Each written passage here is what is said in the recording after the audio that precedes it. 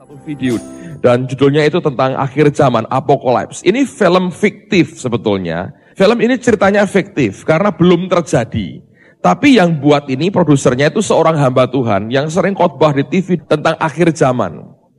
Nah, ada hal menarik dalam film itu saya perhatikan bahwa ketika Antikris muncul, itu memberikan kegoncangan seluruh dunia. Dan ternyata kalau kita pindah dimanapun, semakin canggih negara itu, sebetulnya tangan si Antikris itu makin dekat dengan yang bersangkutan. Dia kan pakai teknologi, semakin Anda tinggal di pucuk gunung, saya beritahu, makin susah dijangkau. Ya, kalau Anda tinggal di negara yang maju, saudara sekalian, itu lebih gampang dalam jangkauannya. Jadi saya mau berkata begini ya, kita mau boleh pindah di mana saja, motivasinya apa? Jadi makin Anda tinggal di Gunung Kidul, sebetulnya Antikris malas ke sana. Jadi makin Anda tinggal di daerah yang canggih, yang modern, itu makin gampang dikuasai sebab mereka pakai teknologi sebenarnya. Nah, Gunung Kidul gaplek tidak butuh akan teknologi. Jadi sebetulnya pertanyaannya adalah kalau kita ini pergi, kita pindah karena ketakutan. Satu, saya berkata bahwa itu tidak akan berkenan di hadapan Tuhan. Kalau kita pindah, kita harus tahu itu merupakan kehendak Tuhan yang sempurna untuk hidup kita. Amen, saudara? Nah, saya perhatikan ada hamba Tuhan pindah. Tadinya dia melayani satu gereja yang besar sekali dan banyak jemaatnya. Saya pikir dia pindah ke negara barat itu dengan maksud baik. Oh, Tuhan suruh dia pindah untuk membuat di negara barat itu gereja yang luar biasa. Ternyata saya dengar ketika saya berkunjung ke tempat dia tinggal, saudara, saya nggak ketemu dengan dia langsung. Tapi orang berkata, kasihan keadaannya. Dari jemaat kira-kira 1.000 orang, mungkin kurang lebih saya nggak tahu persisnya. Tiba-tiba menggembalakan gereja kecil, 30 orang. Isinya orang-orang di atas 60-70 tahun semua. Saya bilang, apakah itu hal besar yang membuat dia harus pindah ke negara barat? Dan rupanya saya melihat ada benefit-benefit secara manusia yang dia inginkan.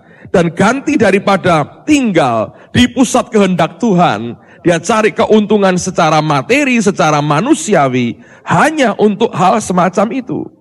Nah, saya berkata nanti kelak di hadapan Tuhan, penyesalannya tidak mungkin dibayar. Ketika semuanya lewat, Anda tidak bisa berkata kepada Tuhan, Tuhan ulangi lagi dong hidup saya. Too late, terlambat. Dan kita hanya menyesali dengan apa yang kita putuskan oleh karena kebodohan yang kita buat di hadapan Dia. Jadi dimanapun kita berada, saya beritahu, yang penting kita ada di pusat kehendak Tuhan yang sempurna. Itu yang paling penting. Bukan mana yang aman buat kita. Tidak ada tempat aman, saudara, kecuali di dalam Kristus Yesus Tuhan kita. Amen, saudaraku. Dan ini yang harus kita pegang, kita camkan dalam kehidupan kita. Semua jenis upaya orang untuk menyelamatkan nyawanya, kita berkata, barang siapa takut kehilangan nyawa, dia akan apa? Kehilangan nyawa. Jadi Anda berpindah kemanapun, karena dasarnya takut kehilangan nyawa, Anda bisa kehilangan nyawa. Nah, itu yang mengatakan adalah firman Tuhan sendiri. Saya baru terima akan fotokopi dari tulisan yang dibuat oleh seseorang berdasarkan pengalaman yang dialami oleh pendeta Samuel Doktorian. Dia pernah berkunjung ke Semarang, beberapa kali saya pernah terjemahkan dia, dan kemudian ada kopi yang bagus sekali tentang apa yang dia alami di Pulau Patmos tanggal 20 Juni tahun 98. Dan dia itu terima penglihatan, dia dikunjungi oleh malaikat, dan malaikat ini semuanya berbicara tugas apa yang mereka harus jalankan dan apa yang akan terjadi di 5 benua. Dan ini malaikat yang diutus kepada 5 benua termasuk yang di Asia. Nah, bagus sekali untuk kita bisa mengerti apa yang bakal terjadi. Kalau Anda sabar, saya bacakan sedikit, saudara ya. Ini bagus sekali. Dia berkata begini, saya sendirian di sini di sebuah rumah di Kepulauan Patmos selama beberapa minggu untuk berdoa dan mencari Tuhan. Saya menemukan sebuah kapel kecil, yaitu Saint Nicholas Chapel, yang tak seorang pun pernah ke sana. Saya ke sana dan mencurahkan hatiku di hadapan Tuhan.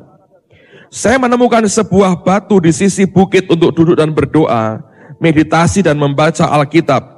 Saya makan sedikit sekali di hari-hari itu. Beberapa kali saya pergi ke Gua Yohanes, tempat dia melihat wahyu agung. Selama sebulan meditasi di tempat terpencil ini, saya berpikir, saya bertanya-tanya apakah Tuhan akan mengirim malaikat ke-10. Saya pernah melihat malaikat 9 kali sebelumnya. Di Inggris, di Belgrade, di Yugoslavia, di Amman, Yordan, di Yerusalem. Saya melihat malaikat ke-9 di Beirut di tengah-tengah perang. Malaikat itu secara fisik membangunkan saya pada jam 3 pagi dan menyuruh saya untuk keluar dari negeri itu segera. Saya bersyukur kepada Tuhan sampai hari ini, saya tak tahu apa yang akan terjadi padaku bila malaikat itu tidak datang. Suatu hari nanti surga akan menceritakan itu. Maka saya bertanya-tanya apakah saya akan melihat malaikat untuk ke-10 kalinya. Ada saat-saat ketika saya berdoa, ketika saya merasakan kehadiran seperti itu, saya bertanya, Tuhan, saya bertanya apakah seorang malaikat sedang datang saat ini. Tetapi tidak demikian. Satu malam saya bahkan bermimpi tentang seorang malaikat. Dia menyuruh saya untuk terbang dalam mimpi saya, dan saya lakukan itu. Tetapi itu hanya sebuah mimpi. Saya ingin melihat malaikat nyata seperti yang saya lihat 9 kali sebelumnya. Tanggal 20 Juni jam 3.50 pagi di sini di Patmos, tiba-tiba ruanganku penuh dengan cahaya dan tidak ada lampu di sekitar di sini. Rumah ini terpencil di ujung jalan dekat monasteri atau biarawan, tempat biarawan. Lihatlah, ketika saya terjaga, saya melihat 5 malaikat yang indah. Saya melihat wajah mereka sempurna dan seperti manusia, tetapi penuh cahaya. Saya melihat mata mereka, rambut mereka, tangan mereka. Di sebelah sisi kananku 2 malaikat. Dan ketika saya melihat ke kiri, saya melihat 3 malaikat lain dengan sayap. Mereka memakai jubah putih yang indah menjuntai ke lantai. Sesuatu yang tidak dapat saya gambarkan dengan bahasa manusia. Saya heran mengapa hadir 5 malaikat. Tapi saya gemetar dan terguncang. Saya ingin menjerit tetapi tidak dapat.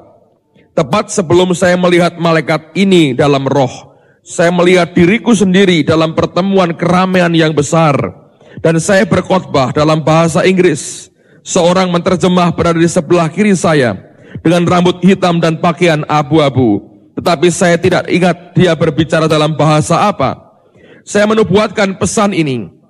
Gerejaku, kamu mengkhotbahkan kasih, kamu mengajarkan kasih, tapi kamu perlu mempraktekkan kasih untuk menyatakan kasih. Ada kebutuhan persatuan dalam tubuhku, ada banyak perpecahan di antara kamu. Rohku tidak akan bergerak dan tidak akan bekerja bila tidak ada persatuan. Ada nafsu di dalam gerejaku, terlalu banyak kekotoran dalam gerejaku. Aku merindukan dan menginginkan orang-orang kudus. Aku mati untuk membuat kamu kudus. Ketika saya menubuatkan dalam roh, saya gemetar. Mataku terbuka dan saya melihat keramaian besar. Dan segera di tengah-tengah nubuatan itu, malaikat-malaikat perkasa itu menghilang. Saya kembali dari mimbar dan saya pikir saya terjatuh. Sekarang saya benar-benar terjaga, tetapi semua ini terjadi dalam roh. Suatu kekuatan menolong saya untuk tidak jatuh, dan saya heran akan apa yang terjadi. Kemudian tiba-tiba malaikat di sisi kanan saya berkata, kami 5 malaikat dari 5 benua. Kami di sini memberi kamu pesan-pesan dari 5 benua di dunia. Pada saat saya mendengar hal itu, saya juga mendengar orang ramai berteriak, oh, saya percaya keramaian itu juga melihat malaikat-malaikat ini. Betapapun Tuhan memperlihatkan kepadaku, bahwa dalam hari-hari mendatang, di banyak bagian dunia, Tuhan sedang menyatakan dirinya melalui malaikat-malaikat yang melayani. Ini sedang terjadi secara umum, ini sedang terjadi di dalam gereja-gereja. Ribuan orang melihat malaikat-malaikat pada saat yang sama. Mereka akan melayani Tuhan, akan melayani tubuh Kristus di hari-hari terakhir ini. Kemudian datanglah pesan dari malaikat ini. Apa yang kamu lihat dan dengar, ceritakanlah kepada bangsa-bangsa. Jadi ini tidak untuk diriku sendiri. Apakah mereka menerima atau menolaknya? Saya harus menceritakan ini kepada semua bangsa-bangsa. Lalu saya akan berhenti sampai pada malaikat pertama saja.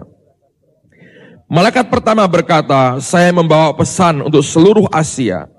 Ketika dia mengatakan itu dalam sepersekian detik, saya bisa melihat Cina, India, negara-negara Asia seperti Vietnam, Laos. Saya belum pernah ke negara-negara itu. Saya melihat Filipina, Jepang, Singapura, Malaysia, dan Indonesia. Kemudian malaikat itu menunjukkan kepada saya seluruh Papua Nugini, Irian Jaya, dan turun ke Australia dan New Zealand. Pesan malaikat itu untuk seluruh bagian Asia, termasuk Australia dan New Zealand. Saya melihat malaikat, katanya. Dan di tangannya saya melihat sangkakala raksasa yang sedang ditiupkan ke seluruh Asia. Apapun yang malaikat itu katakan akan terjadi dengan sangkakala Tuhan ke seluruh Asia. Jutaan orang akan mendengar suara perkasa Tuhan. Dan malaikat itu berkata, akan ada kehancuran, bencana kelaparan, banyak orang akan mati kelaparan, angin topan akan dilepaskan seperti yang belum pernah terjadi sebelumnya. Sebagian besar akan digoncang dan dihancurkan. Gempa bumi akan terjadi di seluruh Asia dan laut akan menutupi bumi. Saya melihat ini tanggal 20 Juni. Ribuan makhluk ada di dalam bahaya besar. Ini terjadi beberapa minggu lalu dan malaikat berkata kepadaku, ini akan terjadi di seluruh Asia. Bumi akan jatuh ke dalam lautan. Saya mendengar malaikat itu berkata, sebagian Australia akan digoncangkan, Australia akan pecah dan sebagian besar akan masuk ke lautan. Ini menakutkan. Saya bertanya, apakah saya mendengar secara benar? Dan malaikat itu berkata, jutaan akan mati di Cina dan India. Bangsa akan melawan bangsa, saudara melawan saudara. Antar Asia akan saling bertempur satu sama lain. Senjata nuklir akan digunakan membunuh jutaan orang. 2 kali saya mendengar kata katastrofik atau celaka. Kemudian malaikat itu berkata, krisis finansial akan melanda Asia, ini akan mengguncangkan dunia. Saya gemetar ketika malaikat itu berbicara. Kemudian dia melihatku dan tersenyum dan berkata, akan ada kebangunan rohani yang besar, belenggu akan dipatahkan, pagar-pagar akan dilenyapkan. Dan seluruh Asia, Cina, India, orang akan kembali kepada Kristus. Di Australia akan terjadi pemulihan besar-besaran. Saya mendengar malaikat Asia berkata, inilah penuaian terakhir.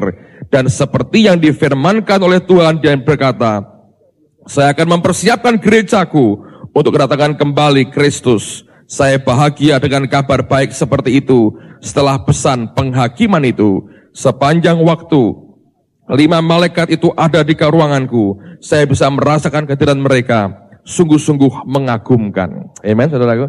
Jadi ini yang dialami, saya hanya berkata ini bagian kecil dari apa yang sebetulnya manusia di seluruh dunia itu mesti siap lihat kenyataan ini. Jadi kita kan selalu kan berkata, kita hidup pada akhir zaman. Ya kayak beginilah akhir zaman.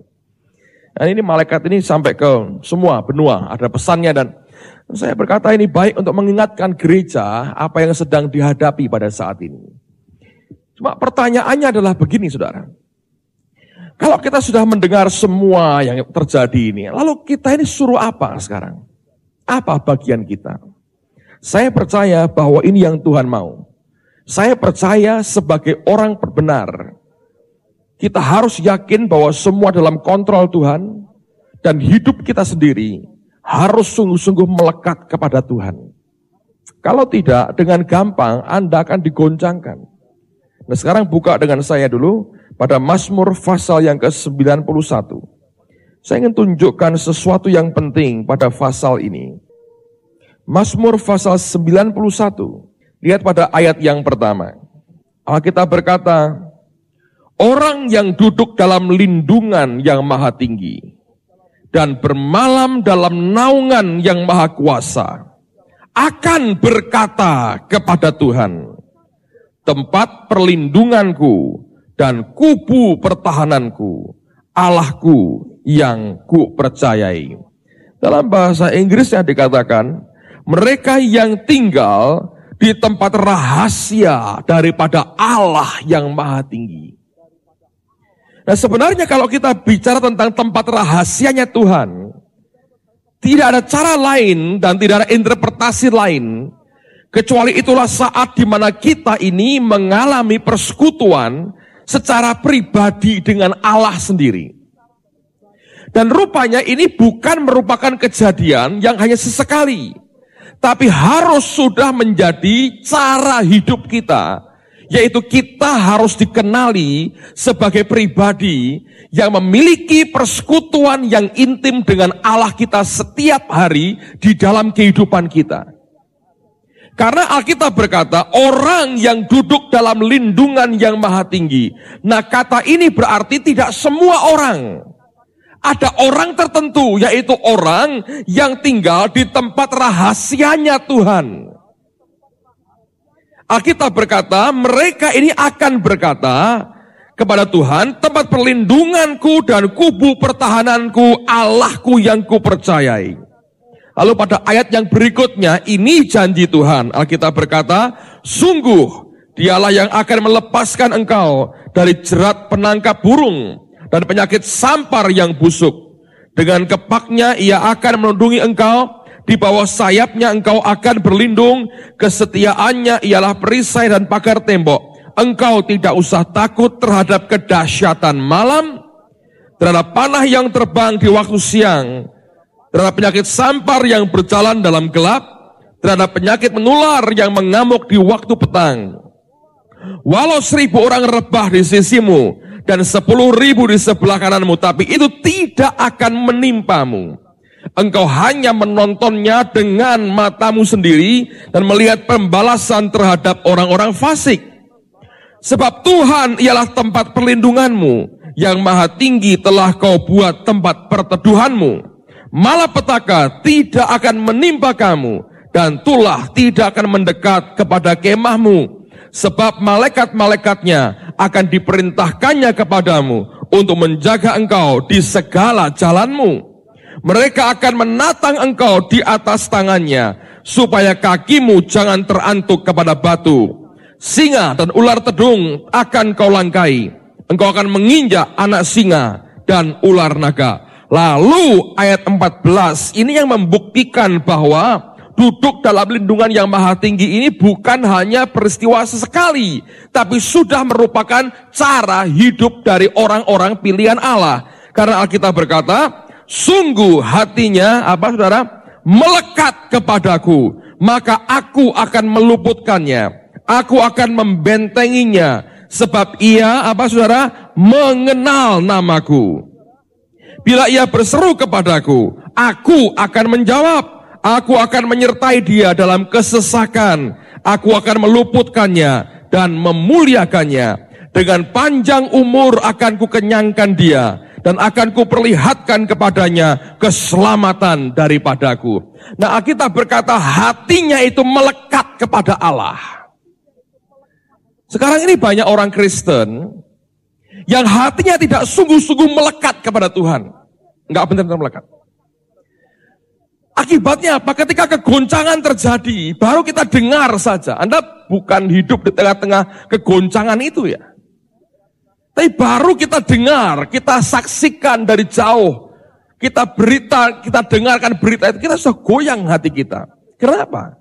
Itu indikasi bahwa kita tidak sungguh-sungguh melekat kepada Allah kita. Hati kita tidak berpaut kepadanya. Nah, sekarang kembali kepada semua kita. Kalau Anda mau hidup dalam kemenangan bersama dengan Tuhan, menikmati semua yang baik dari Dia di tengah-tengah semua keadaan yang terjadi, pertanyaannya adalah, apakah hatimu melekat kepada Allah atau tidak? Itu saja pertanyaannya. Sederhana sebenarnya. Tapi orang Kristen kebanyakan hatinya tidak sungguh melekat.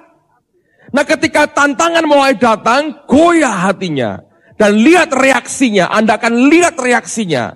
Orang yang hatinya melekat kepada Allah, reaksinya terus dia akan cari Tuhan, apapun yang dia alami. Tapi orang yang tidak melekat kepada Tuhan, reaksi yang muncul adalah mungkin menyelamatkan nyawanya, mungkin gelisah, mungkin khawatir, dan selalu dihantui oleh banyak hal yang sebenarnya tidak perlu. Nah, saya mau katakan demi kasih Tuhan, saudara. Saat-saat begini, saat-saat baik. Kita nggak pernah mengerti hari esok apa yang bakal terjadi. Hari ini kondisi seperti apa. Tapi saya mau berkata pada saudara, dengarkan baik-baik. Kalau hatimu tidak melekat kepada Allah, dengan gampang engkau akan digoncangkan. Alkitab berkata, sungguh hatinya melekat kepadaku, maka aku akan meluputkannya. Dan dia berkata yang kedua, aku akan membentenginya, sebab ia mengenal namaku. Nah, kitab Daniel berkata, umat yang mengenal Allah itu akan makin kuat dan akan melakukan perkara-perkara yang luar biasa. Pertanyaannya adalah, engkau lekatkan kepada apa atau siapa hatimu pada hari ini? Kalau hati kita melekat kepada semua yang duniawi dan bahkan mungkin kepada diri sendiri, saudara, dengan gampang kita gelisah. Tapi kalau hatimu melekat kepada Allah, yang engkau cari itu Tuhan. Simple aja. Dan saat-saat begini itu bagus latihan. Sambil kita lihat siapa atau sebenarnya diriku ini. Ketika orang ditekan, yang meledak keluar itu apa? Nah, itulah aslinya kita, saudara.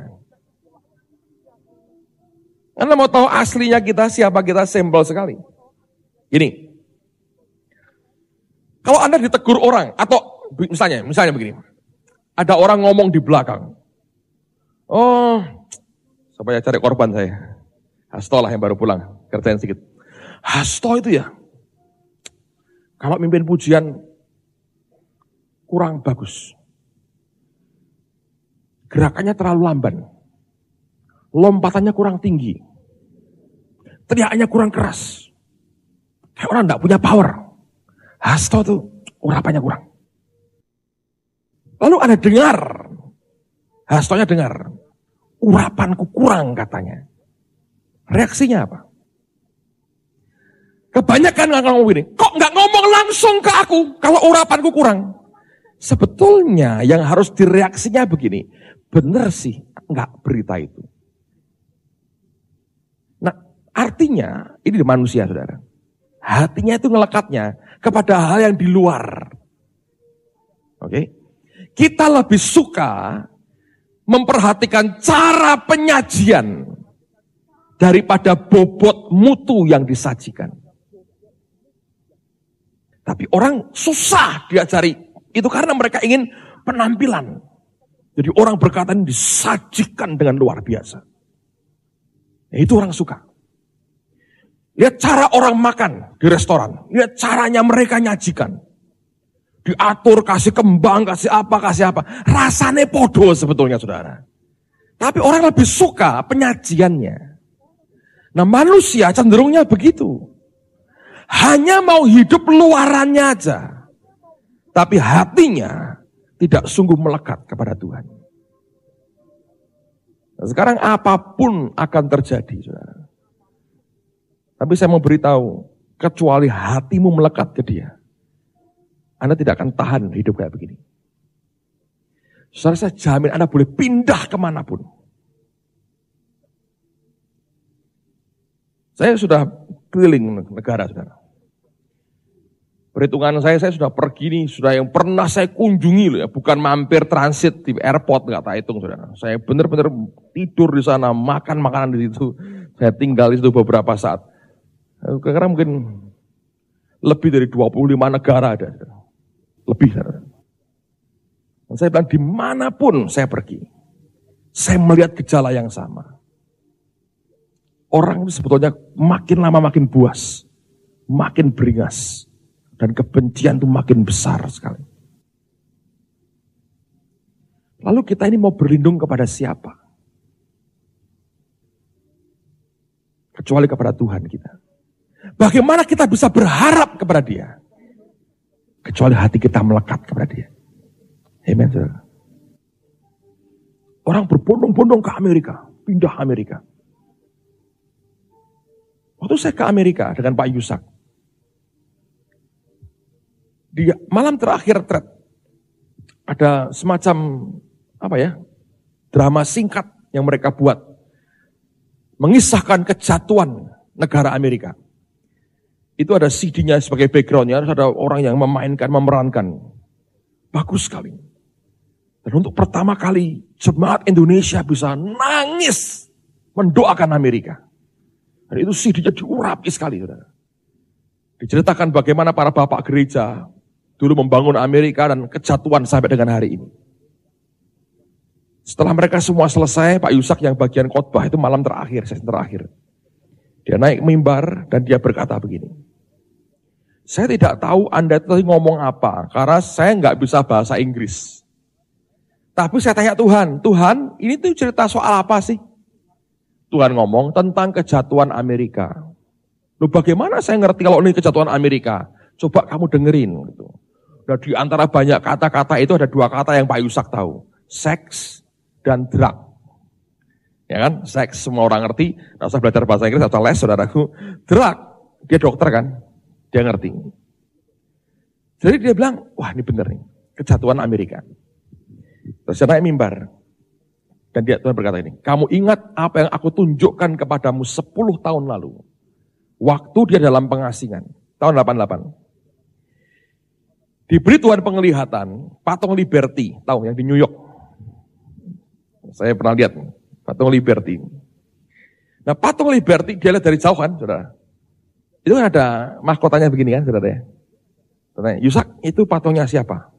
Oh itu patungmu Yesus, pakai mahkota duri katanya. Nah, Pak Yusak kan memang Pak Yusak, saudara. Itu patungmu Yesus pakai mahkota duri, patung Liberty. Tuhan bilang ngawur. Coba lihat lebih dekat. Didekatkan, saudara. Loh, dia berkaget. Kok perempuan? Rupanya Pak Adi Sutanto pun baru saat itu ngerti kalau patung Liberty itu perempuan, saudaraku. Tinggal di Amerika sudah belasan tahun, baru ngerti kalau itu perempuan. Dan Tuhan berkata, loh itu kan simbol Amerika, Pak Yusak berapa? Iya. Dan Tuhan berkata, Amerika itu Babel besar yang diwahyu. Dan aku akan hancurkan Amerika. Saya bisa bayangin. Jadi itu orang-orang Indonesia yang sudah merasa, aduh untung ya kita sudah pindah ke sini, tegang lagi saudaraku. Sebab mereka lihat Jakarta sudah kayak begitu. Tuhan hancurin Amerika, kayak apa ini, tegang semua. Dan dalam kitab Nabi Yesaya dikatakan, mereka ternyata harus kembali ke rumah daerah masing-masing. Lah balik nih saudara neng Jakarta. Balik mana? Jadi mau apa sebetulnya? Di wahyu itu dihancurkan Amerika. Nah Paul Hawkins yang khotbah di gereja kebaktian malam kalau Anda hadir. Waktu makan malam saya cerita dengan dia apa yang Pak Yusak ini dapatkan. Terus dia ngomong begini. David Wilkerson juga ngomong yang sama. Tapi yang kedua dia berkata gini, tahu kan kamu? Patung Liberty itu diteliti sama orang. Ini tuh idenya dari mana? Kok buat patung kayak begini tuh dari mana? Itu kan pemberian Perancis saudara untuk Amerika. Dari mana sebenarnya idenya? Dan dia berkata ditemukan bahwa itu total replika dari patung Dewa Matahari yang ada di kota Babel kuno di Irak. Jadi waktu saya telepon Pak Yusak, saya bilang, Pak Yusak, ingat tak nubuatan soal Amerika? Dia bilang. Itu patung Liberty itu ternyata replika dari patung Dewa Matahari yang di Babel kuno yang di Irak. Dia tertawa berkata, luar biasa ya Tuhan. Aku ora arti opo-opo lu padahal dia berkata gitu. Tak kira patungnya Yesus pakai mahkota duri. Ternyata patung Liberty. Saya ngerti. Jadi sekarang orang Indonesia tegang. Suruh kemana kita Pak Yusak katanya. Malam itu istri saya berdoa. Dalam kitab Nabi Yesaya Alkitab berkata. Nanti waktu Babel dihancurkan. Mereka harus kembali ke daerah masing-masing. Kembali ke asalnya. Ngeliwet mana ya saudara di Jakarta. Lihat apa yang terjadi. Jadi mau ngapain sebetulnya. Seluruh dunia akan meratapi waktu mereka hancur. Dan kalau Amerika hancur, seluruh dunia goyang saudara. Dan ini yang sedang, jadi kita ini mau lari kemana, saya berkata. Daud berkata, aku melayangkan mataku ke gunung-gunung. Dari mana datang pertolonganku? Dari mana saudara? Pertolonganku ialah datangnya apa? Dari Tuhan sendiri. Ini kenyataan kekristenan kita. Yang pertama pesan Tuhan hari ini adalah hatimu harus melekat ke Dia. Anda mau tinggal di mana nggak ada masalah. Yang penting itu kehendak Tuhan yang sempurna. Harus di Semarang, harus pindah-pindah.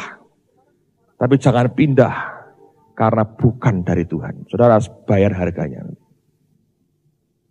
Tapi yang kedua, Alkitab berkata pada ayat yang ke-14 tadi.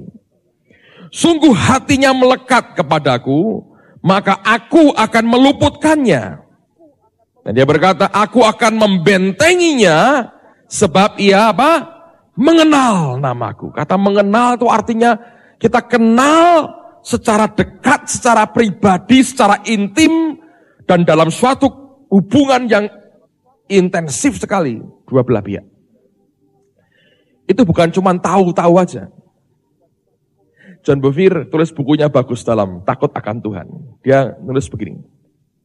Di Amerika banyak orang bicara tentang kaum selebritis. Kalau di sini pokoknya bintang-bintang film, bintang sinetron, bintang Sri Mulat, bintang apa itu ya, saudara ya. Dan dia berkata begini, saya dengar banyak orang ngomong tentang mereka, sepertinya kenal-kenal loh gitu loh. Oh bintang film ini, siapa ya sekarang Amerika ya? Lali kabeh saudara. Ini, wah itu dulu gini, begini, kayaknya kenal-kenal loh. Tapi hanya tahu dari majalah, dari TV, dari apa. Oh bintang film ini, apa? Frank Sinatra, almarhum misalnya. Oh dulu tuh dia begini. Loh kok ndelok dhewe? Ora. Lah kok tahu? Majalah ngomong begitu. Jadi kalau ngomong seseorang yang terkenal itu, seperti dia ngerti-ngerti, no, kenal-kenal loh. Tahu nggak? Dulu itu tinggal di mana? Siapa yang bantu dia ke sini? Kamu, bukan orang lain. Tapi aku tahu dari majalah, gini. Udah cerita, kayaknya ngerti-ngerti no. Ketemu aja nggak pernah, saudara. Nah banyak orang juga gitu kalau ngomong Tuhan. Tentang Tuhan. Seperti ngerti-ngerti no, tapi ngobrol dengan Tuhan aja nggak pernah. Dengar suaranya nggak pernah. Percaya pun ya kadang-kadang. Melekat hatinya pun tidak, saudara. Lalu kita minta Allah membentengi kita. Ini kan kekonyolan yang terjadi di mana-mana. Kita berkata, aku akan membentenginya sebab ia mengenal namaku. Ngerti betul Tuhannya. Kenalnya itu bukan kenal karena kata orang, kata Ayub. Tapi matanya memandang kepada dia sendiri. Nah ini yang Tuhan mau, saudara. Nah untuk mengenal dia, saudara akan dibawa dalam berbagai macam pengalaman dengan Tuhan. Dari pengalaman yang baik sampai yang kurang baik, semuanya bagus bagi kita. Lalu kita kenali siapa Allah kita yang sebenarnya. Jadi bersiaplah Anda akan lihat semua keanehan di dunia ini. Secara manusia akan banyak yang aneh, yang mengerikan, yang belum pernah terjadi, yang mengganggu pikiran kita, yang mencemaskan hati kita. Sisi lain secara rohani Anda akan lihat sesuatu yang dahsyat akan terjadi. Yang belum pernah terjadi sebelumnya. Dua-dua ini gerak bersama-sama. Dan disitulah saatnya Tuhan akan bawa banyak orang kembali kepada dia.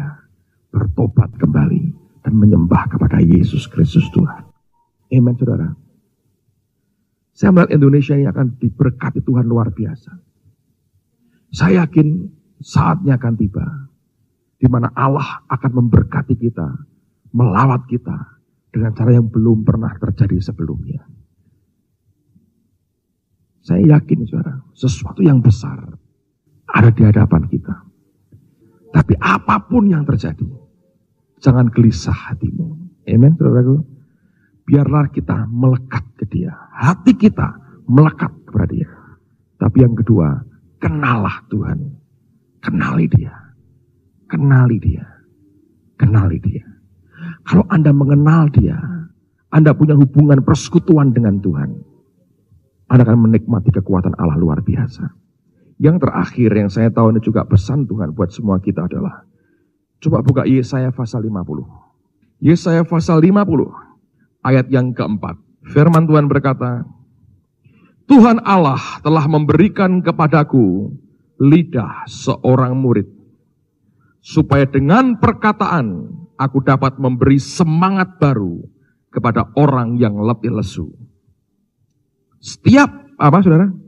Pagi ia mempertajam pendengaranku untuk mendengar seperti seorang murid.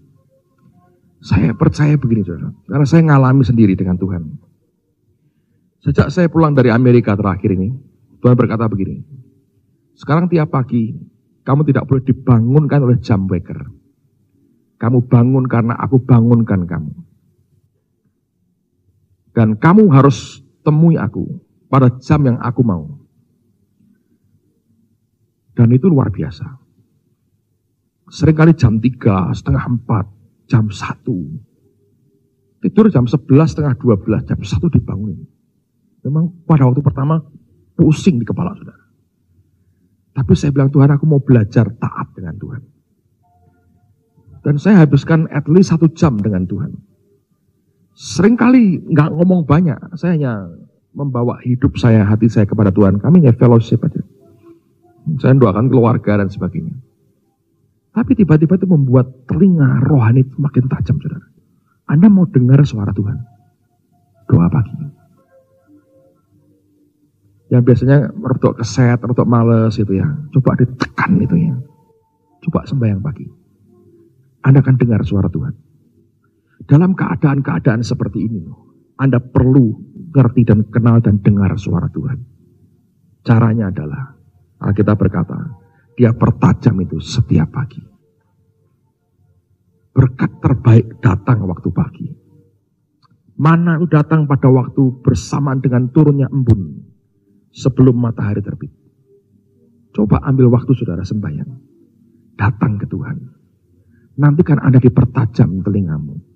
Mendengar apa yang dia mau. Ketika telingamu dipertajam, engkau akan berbicara seperti seorang murid berbicara. Dan Anda akan melihat bagaimana Tuhan akan memakai hidup kita. Amen, saudaraku. Saya sampaikan ini sebagai pesan Tuhan buat semua kita. Datang kepada dia. Bawa hatimu di hadapan dia.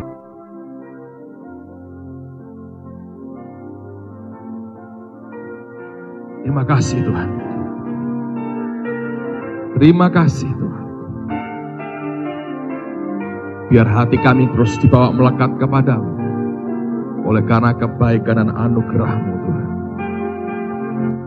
Ya Tuhan, ku percaya. Aku percaya.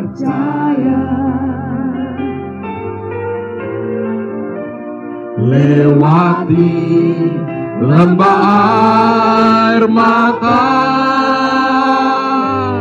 aku percaya.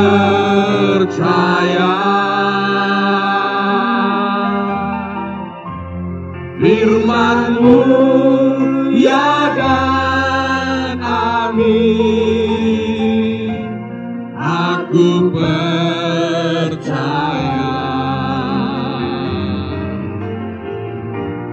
Kemenangan sudah Kau jamin.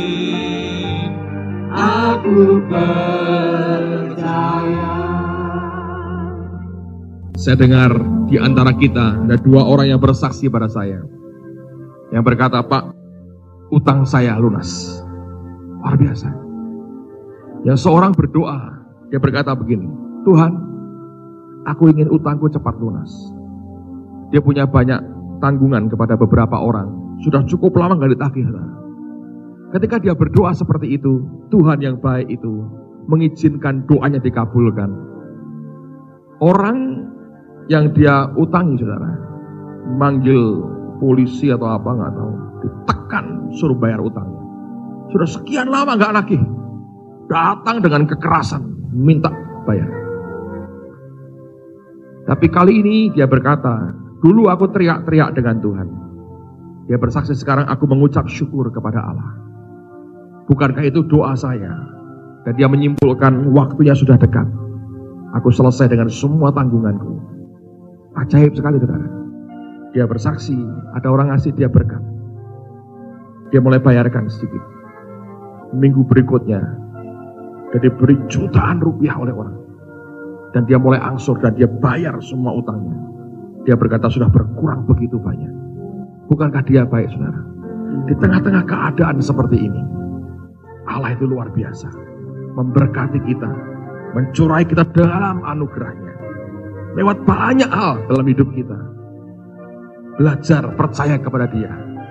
Suasana keadaan boleh seperti apa, tetap Allah kita tetap setia kepada kita. Amen. Dia tidak pernah berubah dan tidak pernah meninggalkan kita. kesetiaannya teruji. Kalau hatimu melekat kepada Dia, kalau engkau mengenal Dia, Tuhan yang melindungi kita. Mari angkat tangan semua di hadapan Dia. Ya Tuhan, ku percaya, aku percaya,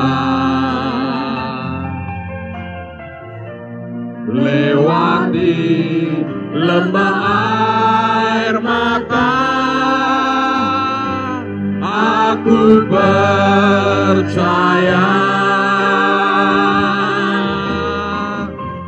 firman-Mu ya dan amin,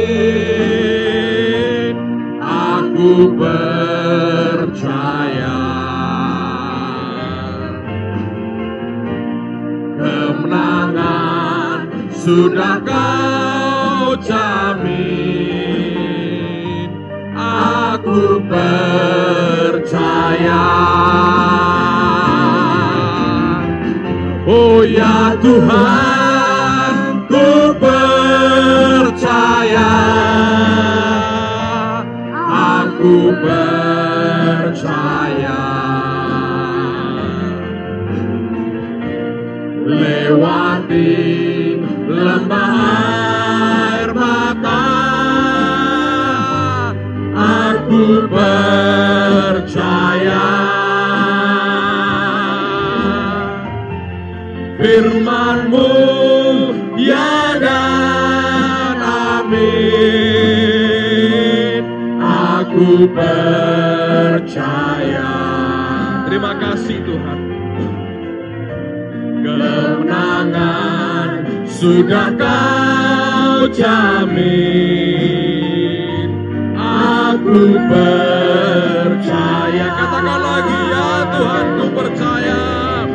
Oh ya Tuhan, ku percaya, aku percaya, lewati lembah air mata, aku percaya, firman-Mu ya dan amin, aku percaya. Kemenangan sudah Kau jamin, aku percaya. Katakan sekali lagi, ya Tuhan, ku percaya. Oh ya Tuhan, ku percaya, aku percaya. Terima kasih Tuhan, terima kasih. Lewati lembah air mata, aku percaya, ya aku percaya, firman-Mu ya dan amin, aku percaya. Terima kasih Tuhan, terima kasih. Kemenangan sudah Kau jamin, aku percaya.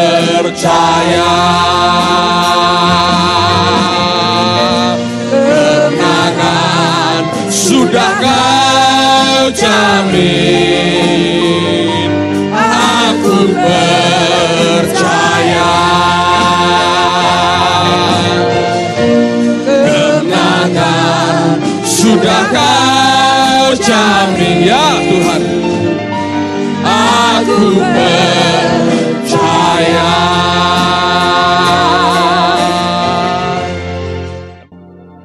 Meminta kekuatan yang dari Tuhan dalam nama Yesus turun kepada setiap umat-Mu. Dan semua roh ketakutan kami patahkan, kami hancurkan dalam nama Yesus. Penghiburan yang dari Tuhan, kekuatan dari Allah turun pada mereka hari ini. Amen. Di dalam nama Tuhan Yesus. Kami tahu kami lebih dari pemenang. Hati kami melekat kepadamu. Dan kami kenal Engkau Tuhan. Engkau meluputkan kami, Engkau membentengi kami. Engkau meluputkan kami, Engkau membentengi kami. Tidak ada satu bagian pun yang terjadi atas dunia ini dan negara kami yang di luar kontrol Tuhan. Semua ada di dalam kontrol Allah sendiri. Terima kasih Bapa. Terima kasih. Sembayang Tuhan di tengah-tengah kita. Curahkan isi hatimu pada Dia. Biarkan anugerahnya menjamah saudara. Biarkan anugerahnya melingkupi engkau dalam kasih-Nya. Terima kasih Tuhan. Terima kasih Tuhan. Oh rabasyata karabata syiti kirebeta. Tuhan, Tuhan, sampai ke dasar hati kami yang paling dalam. Oh ya, lakukan sesuatu hari ini. Sampai ke dasar hati kami yang paling dalam Tuhan. Kalau ada waktu kami harus menangis, inilah saatnya.